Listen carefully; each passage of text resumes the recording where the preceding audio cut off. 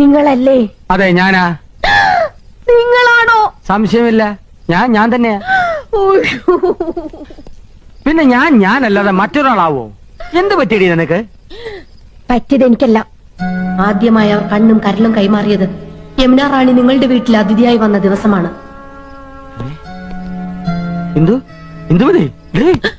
പറ, എപ്പോഴാ കൈമാറിയത്?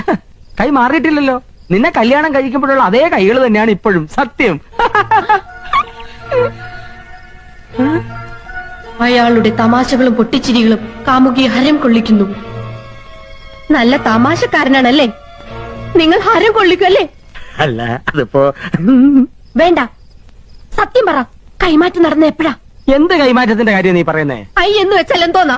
ഞാൻ അല്ല, കണ്ണ്. ഓ, ഈ കണ്ണ് എന്ത് പഠിച്ചു പോയി.